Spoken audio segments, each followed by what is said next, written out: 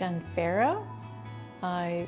When Dave and I bought this house 20 years ago, the basement was dirt on one side, broken up concrete on another side. Dave had just replaced the steps, which were not to code and they were very steep. Just going into the basement creeped me out, and I had always wanted to make it a more functional space.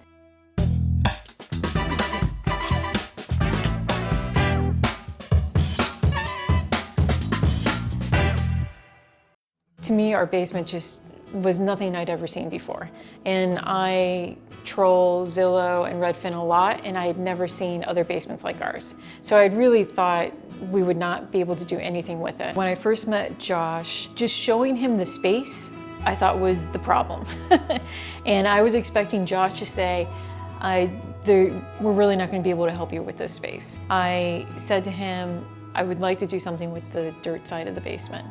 And he said, that's no problem. We can totally do something with that. He totally reassured me that this was something Lamont could handle, and I felt like he had done a bunch of times. I mean, he was very technical and convinced me he knew what he was doing.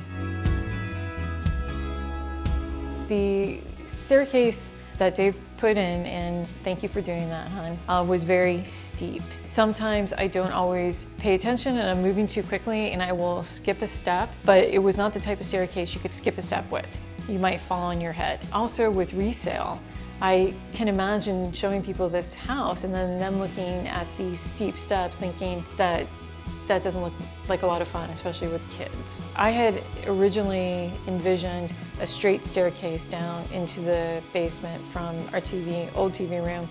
It is 2 flights and a landing, and it seemed like a friendlier staircase because it's very wide. We can actually kind of decorate it if we want. We can put plants down, and I think it works well. During the design phase, because the furnace is in the middle of the room, that was a challenge. When we first designed the space, the design included really giving space to the furnace, but then that would eat away from the room. So it was Dave's idea to pull that back in, to pull in the drywall closer to the furnace so that more of the space that had been given to the furnace was actually given to the room. Dave convinced them that that was the right thing to do, and it was such a smart decision. I think the room feels much bigger because we made that design decision. We didn't know if we wanted to clean up the boards, the joists in the ceiling, but it wasn't a no-brainer. I had to think about that for a while, and Dave and I talked about it. Do we keep it exposed like we did? And if we keep it exposed, do we paint it? They had told us from their experience that if you paint, the shadowing can be kind of funny. And I thought, well, that's something we can maybe do later, and we decided not to paint it. And during construction, I did have thoughts, well, maybe we should put drywall up on the ceiling, but I think it was really the right decision to leave it exposed because it does feel roomier. You feel like you have more headspace if the drywall's not there. The only exterior entrance was this door, and built over it was our deck. Our deck completely covered the door.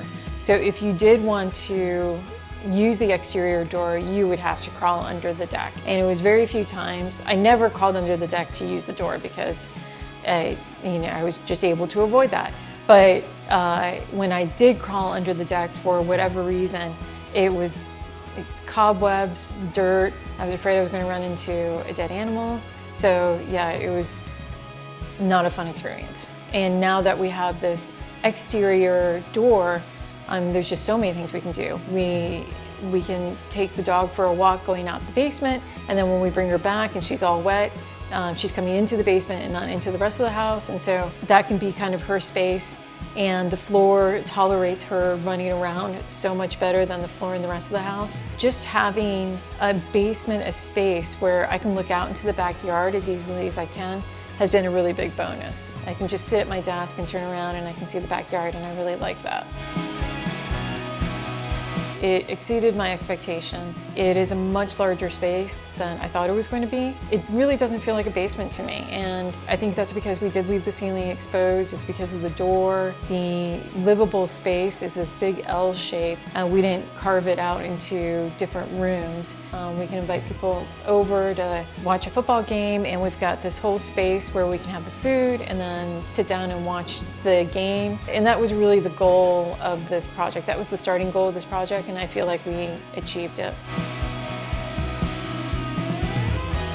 If it is a project that has been on your mind for a long period of time, and if it's something that is a part of your daily living and you've always thought, this is something I would really like to change, then I would start interviewing contractors.